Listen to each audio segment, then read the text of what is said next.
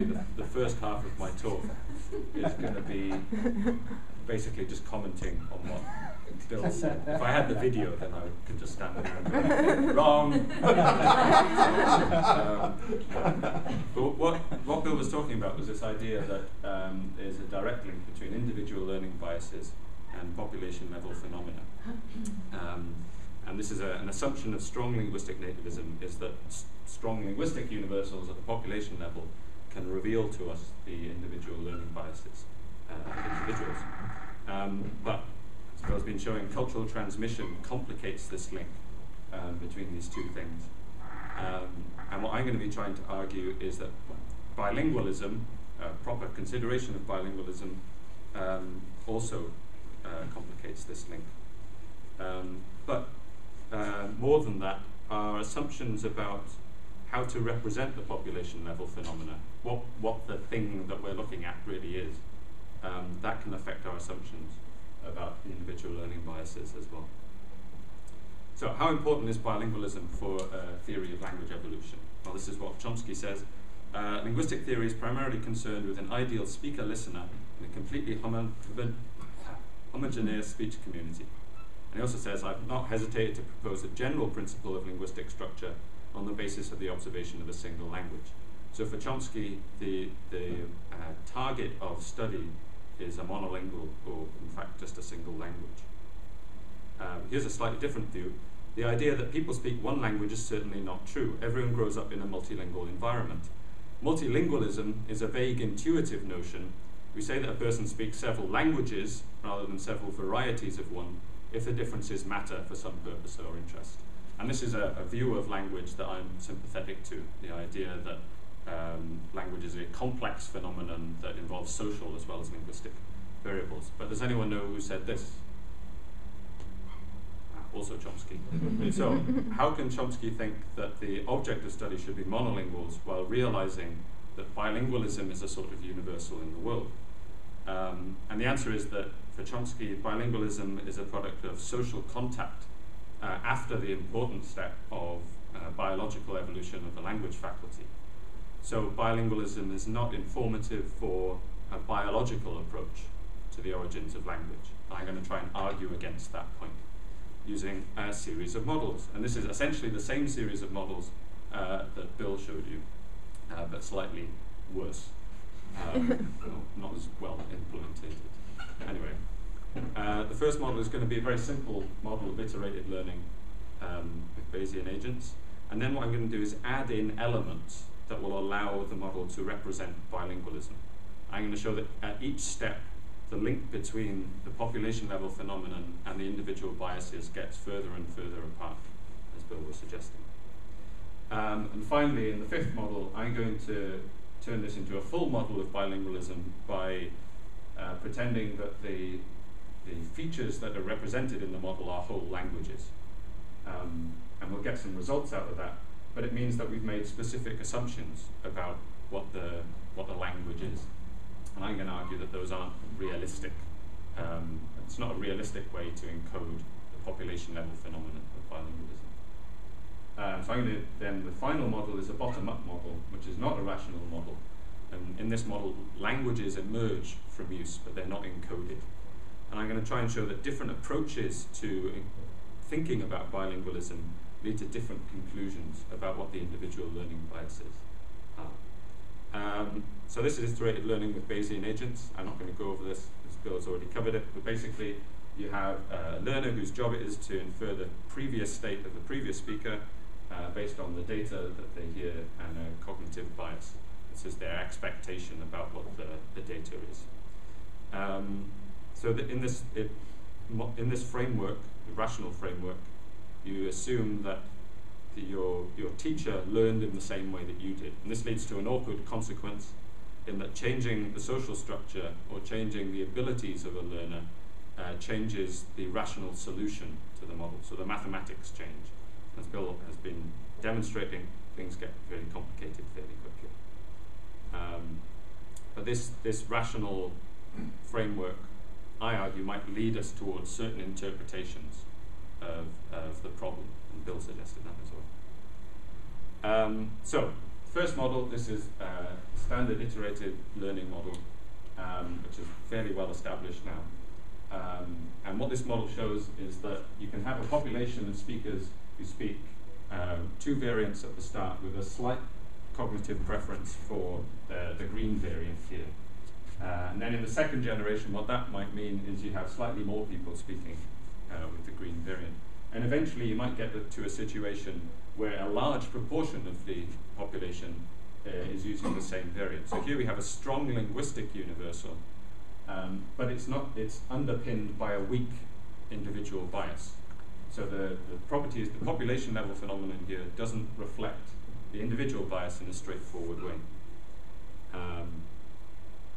So now I'm going to add optionality.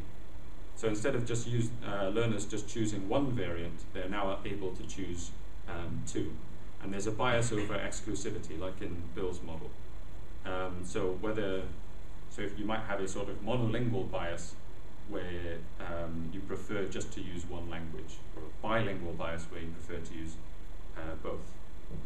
And what this model shows that the more optionality there is in the previous generation, the greater the proportional effect of the biases in the next generation.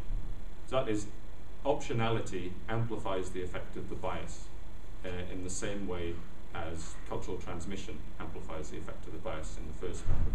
And this is the same result as in the Burkett and Griffiths model, or Bill and Kenny's extension of that.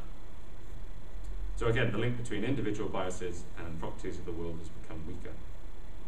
I'm going to allow multiple teachers, so there's a sort of a social element being added in here.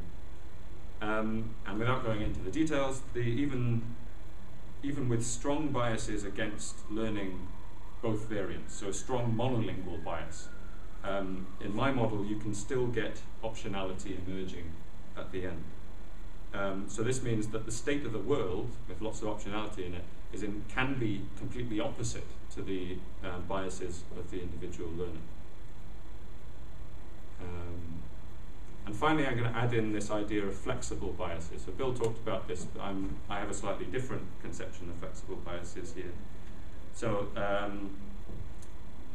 in this model, if learners get a lot of variance in their input, then they become better at producing that variance. And there's some evidence that this kind of bias exists from studies of bilingualism. So bilinguals have different executive control functions to monolinguals. They're better at task switching. They might not use mutual exclusivity, and things like meta-linguistic abilities and theory of mind come online earlier. So there's this idea that your experience with language can change your learning bias. And what this suggests is that there are two dynamics now that can emerge from this model. One where you have lots of variation and people prefer to use lots of variation, and one where you have people using a single variant and people preferring to do that. And what that means is that it might be misleading to assume a single cognitive bias profile for each individual. And also that a split in the population level phenomenon, so these two dynamics, might not reflect a split in the innate bias. So here we have a single cognitive mechanism that can lead to two different phenomena in the world. So now I'd like to turn this model into a model about bilingualism. We're not quite there yet. To answer questions like this. So why is there so much linguistic diversity in the world? Were early human societies bilingual? And is there an evolutionary explanation for the ability to learn two languages simultaneously? And these are the questions that I started out asking in my PhD. But by building this model, and by building the bottom-up model, which I'm going to show later, I realized that these are sort of the wrong questions to be asking. They're not valid questions. I'll demonstrate why that is. But first of all, let's turn this into a bilingual model by pretending that the variants that people speak are whole languages. So you're bilingual if you adopt both languages. So it's quite an easy way to identify who's bilingual and who's not. Bill's model is slightly more complicated. And the conclusion that you get out of this model is that in the right social structure, it's rational to assume more than one language in your input. So bilingualism is the rational state, or it's the most likely ancestral state. so Burkitt and Griffiths and in Bill's model, actually monolingualism is the rational choice there. But they have slightly different assumptions about the social structure.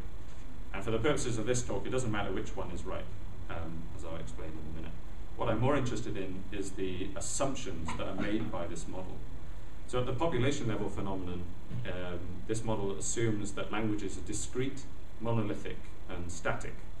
So I think these are not realistic assumptions. So languages, as I've argued in other places, there's no valid way to divide linguistic variation into discrete languages without considering complex social structures as well. So the concept of a language is very complex. Languages are certainly not monolithic, and some of my other work has shown that languages have multiple sources of inheritance. And languages aren't static either. So what we call English now is very different to what we would call English 100 years ago. And asking how many people spoke English 1,000 years ago doesn't make any sense. So what constitutes a language changes over time. Whereas in this model, you have languages that are always fixed, omnipresent. Secondly, the assumptions about the cultural transmission process. We've assumed here that social structures are static, when from the sociolinguistics literature we know that social change is one of the driving forces of language change and of the levels of bilingualism. This is an important factor in the sociolinguistic literature that isn't reflected in this model.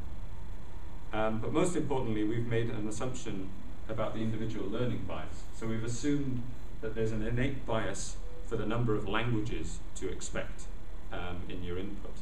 And as I suggested, language is such a complex phenomenon, it's very unlikely that there's a biological innate expectation over that kind of concept, that kind of phenomenon. So these are sort of three sets of unrealistic assumptions.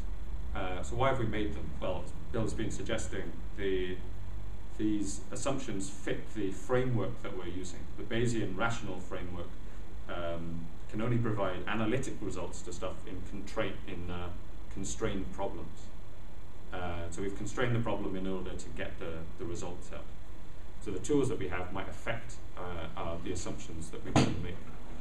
And the way we think about bilingualism in this model is a sort of as a categorical, abstract thing, sort of like an intuitive definition of what bilingualism is, something like the native-like control of two languages.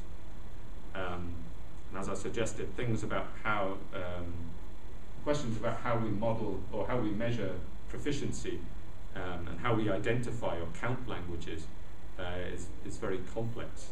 And this might not be a realistic measure of bilingualism.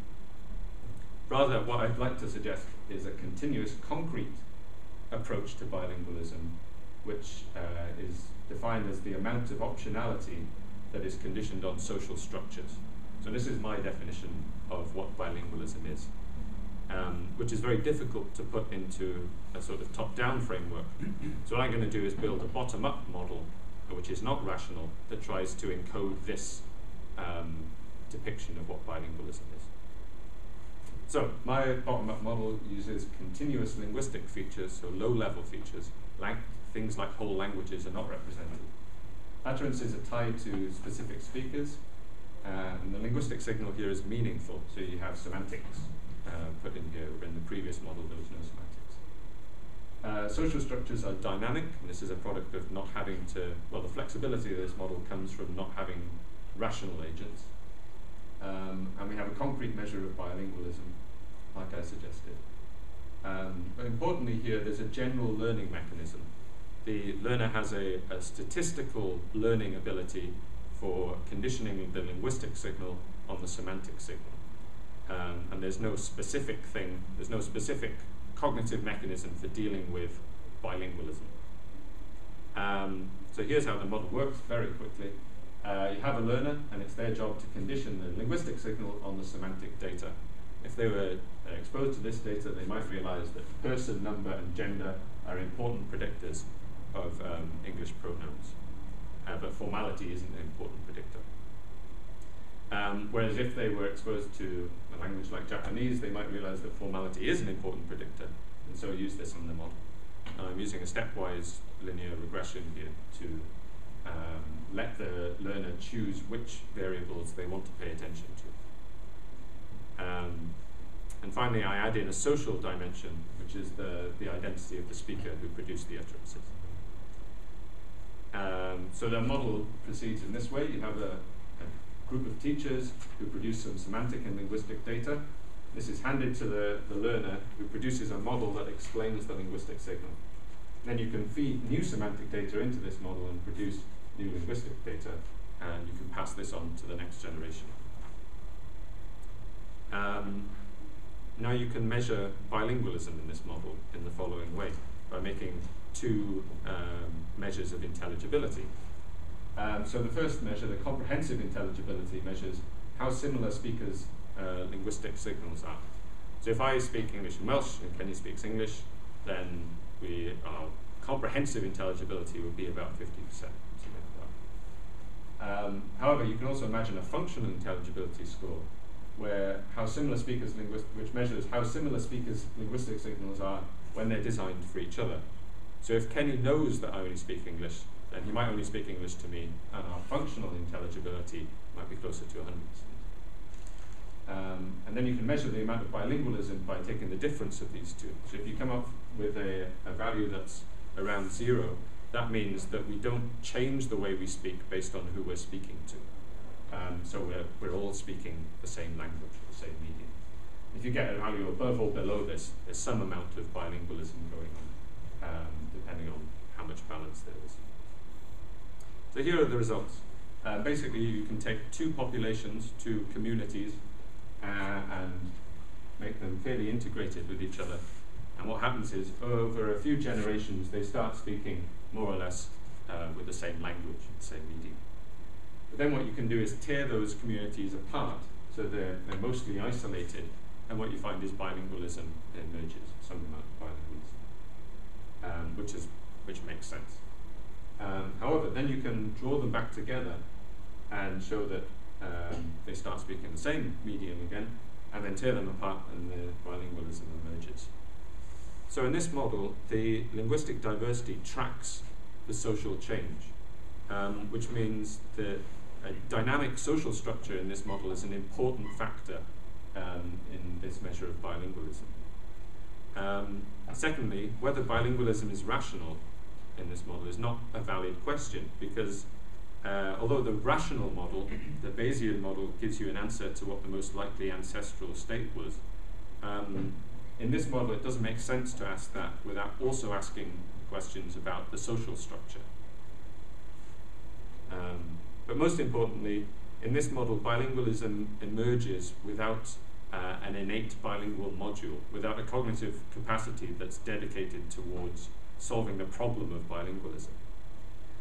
So you don't need a specific individual learning mechanism for bilingualism to emerge, which means that the population level phenomenon of bilingualism isn't linked by any individual learning bias.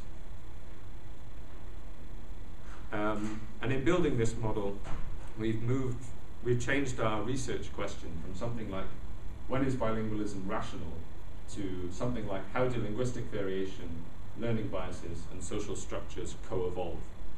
And hopefully, because this question is based on a concrete measure of bilingualism, a sort of concrete approach to what bilingualism is, this is a question that can be valid across many disciplines of linguistics, many levels of analysis, and also many time scales. So I've been talking about how individual learning biases are linked to population level phenomenon, and that cultural transmission and a proper approach to bilingualism means that the link between population level phenomenon and individual learning biases is very complex and not straightforward. And finally, social structures and linguistic diversity are complex phenomena which deserve more attention in studies of language evolution. And finally, as opposed to what Chomsky suggests, our approach to bilingualism can change our approach to a biological explanation of the origins of language. Thank you, and thank you to my supervisors.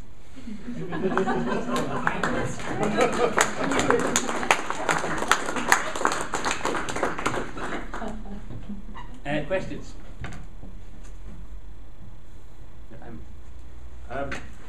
Your definition of bilingualism is completely relative to who you're interacting with. So when you're at home, I'm assuming your family all speak Welsh and English. So when you're at home, you're not bilingual by your definition. And when you're here, you are. Are you happy with that? Because it seems like your results could happen, your change could happen without any actual linguistic change occurring at all. Right. So first of all, you're right that the measure is a measure of a population. So whereas in the other models you can pick an individual and tell whether they're bilingual or not. In this model, you can't do that. So it's relative to the population that you're actually interested in. So in your household, you're all talking, let's say you're code switching or whatever between English and Welsh. Yeah. By your definition, you're all monolingual. You're speaking monolingually. That population is monolingual. That's right. Just there's one language that's kind of English Welsh. Yeah. But it's unrealistic. So the important thing of this model is to measure is that individual people are the center of this, are a realistic unit in this model. So it's unfair to say that to measure the amount of bilingualism without looking at when I go outside my house. And I would argue that your definition of how much bilingualism there is does depend on the community you're looking at. If you only looked at half of a community, then of course there would be no bilingualism. Or you wouldn't be able to tell that there was any bilingualism without looking at how people condition their linguistic variation on social structures. And the social structure could involve context. So it could be whether I'm at home or in school. But without a sociolinguist going into a situation where there was no variation based on social structures would have no principal way of saying that there was bilingualism in that situation. Yeah, but it is a different idea.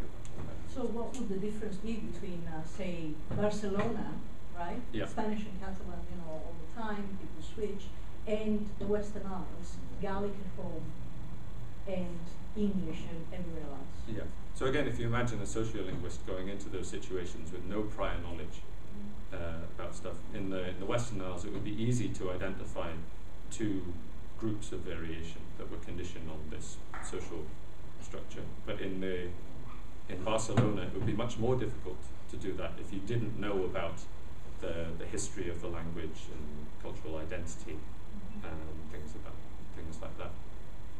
So at any one point, now in Barcelona, there might be a monolingual community. If everyone spoke both languages, that would be my definition. And without more complex variables in this model, like history and identity and politics and geography, then you wouldn't be able to tell the difference between those two things.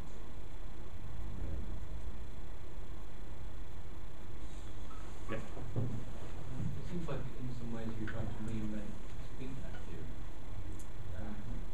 So existing and non-Cartesian. Okay. I wonder if you've had any comments on that. So you mean the way Well, how an you're event seeing is this utterances as meaningful acts Yeah. of individual speakers. Yep. Sure.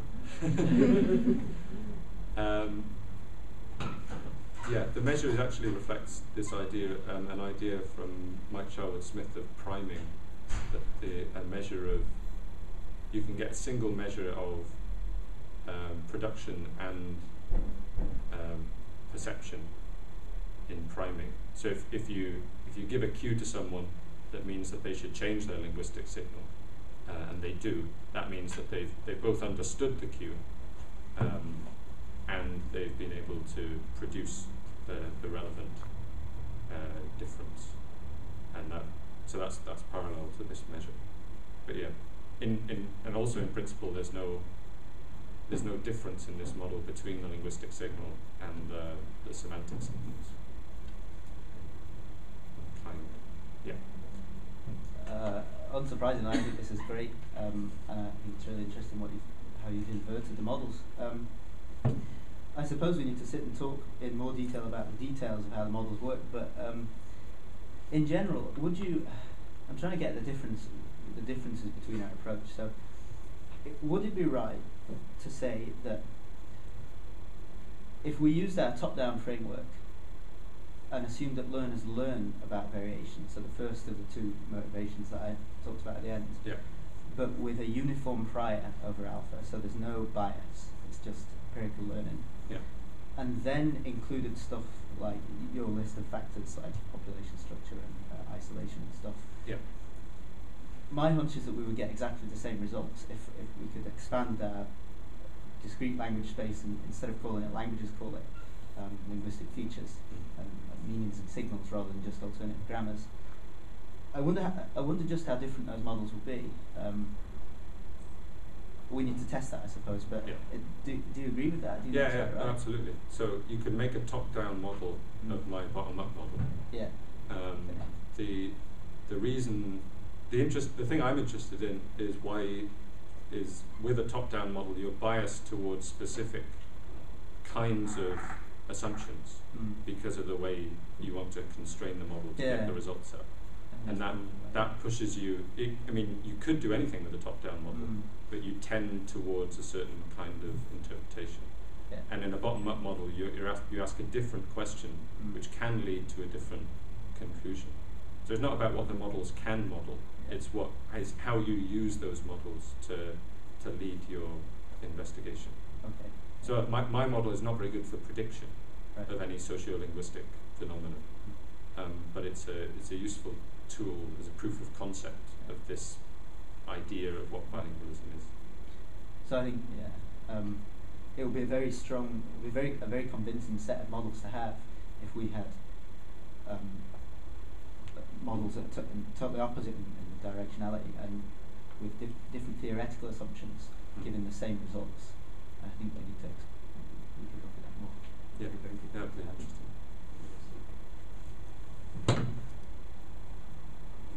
Okay, let's stop for coffee. Thank both speakers. And it reconvenes